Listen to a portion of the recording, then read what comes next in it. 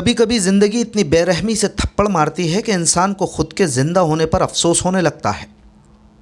खुद को दिलासा देने के लिए आखिरकार वो उसके मुंह से बेसाख्ता यही निकलता है कि शायद कुदरत को यही मंजूर था। गुना ज़िले में एक मासूम बालक की मौत ने मज़दूरों की मजबूरी, सिस्टम की लाचारी और सड़क पर मौत के खुले खेल को एक साथ लाकर सामने खड़ा कर दिया है। आपको बता दें कि ये उसी खूनी हाईवे पर एक्सीडेंट हुआ है जो हर थोड़े समय में एक ना एक बलि लगातार लेता चला आ रहा है। लेकिन इस ब्लैक डेथ पॉइंट पर बन चुके खूनी हाईवे पर कितनी मौतों के बाद ये सिलसिला रुकेगा, इसका जवाब शायद किसी के पास नहीं है। कितनी मासूम जानों का खून और पिएगा ये NH-46 का म्याना से गुना तक का ख़तरनाक हिस्सा। कब NHI के ज़िम्मेदारों की नींद खुलेगी, इस सवाल का जवाब किसी के पास नहीं है। टोल नाकों से हो रही पैसों की बरसात के चश्मे से शायद खून का लाल रंग इन लोगों को दिख नहीं पा रहा है। शाम के 5:30 बजे जब खैराई के पास ट्रैक्टर ट्रॉली में बैठकर मज़दूरों का एक दल अपने गांव रायपुर चक लौट रहा था, तब किसी ने नहीं सोचा था कि यह सफ़र किसी की ज़िंदगी का आखिरी सफ़र बन जाएगा। गांव दुनाई से प्याज खोद कर लौट रहे करीब 20 से 25 महिला, पुरुष और बच्चे इस ट्रॉली में बैठे थे। मजदूरी ख़त्म करके सभी थक कर लौट रहे थे। तभी एक अनियंत्रित और लापरवाही से चला रहे आयशर ट्रक ने ट्रॉली को पीछे से इतनी ज़ोरदार टक्कर मारी कि ट्रैक्टर ट्रॉली सड़क किनारे गड्ढे में पलट गई। हवा में उछलते मज़दूर, चीखते बच्चे और लहूलुहान चेहरे।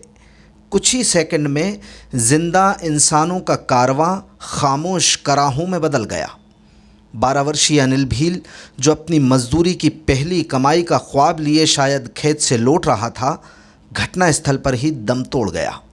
उसके माता पिता किसी घरेलू काम में उलझे थे, इसलिए बेटे को मजदूरी पर अकेले ही भेज दिया था, क्योंकि घर तो चलाना है ना। और जब खबर मिली तो माँ अस्पताल दौड़ी चली आई, पर जो देखा उसने उसके जीवन को ही तोड़ कर रख दिया। खून से लथपथ बेटे का शरीर स्ट्रेचर पर पड़ा था।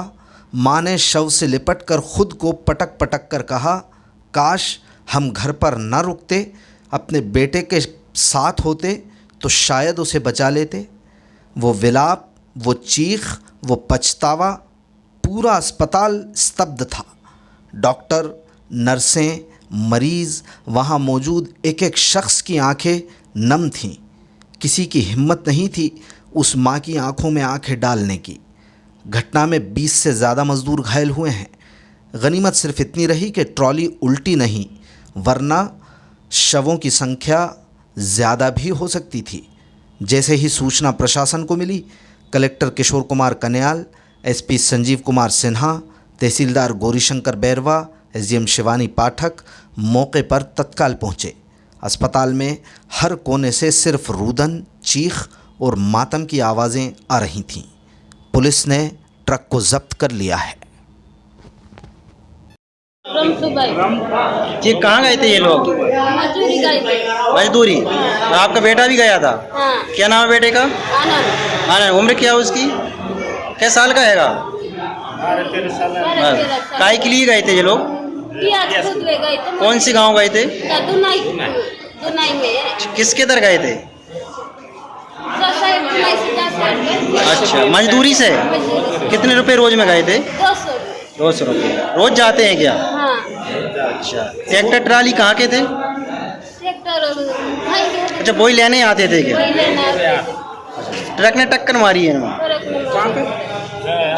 ये आपका बेटा है?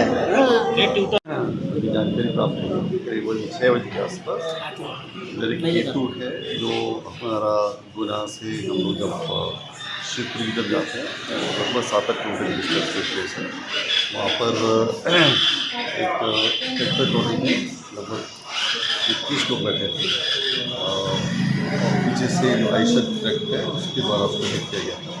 वो दोनों ही उसमें टोपल लोग थे और 21 लोग यहाँ पे एडमिट हुए हैं, जिसमें एक बच्चा ही है उसकी डेथ हुई है और 20 लोग यहाँ पे एडमिट हैं, जिसमें एक कौन सा सीरियस है।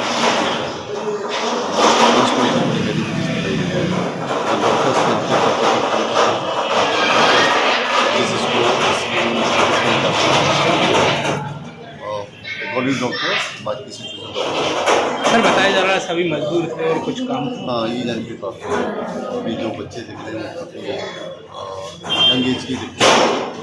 और जो इस समय जो प्याज है उसका फसल के चक्कर में बहुत दुखद घटना है और गुनाह है। डॉक्टर्स लोग अपना काम कर रहे हैं।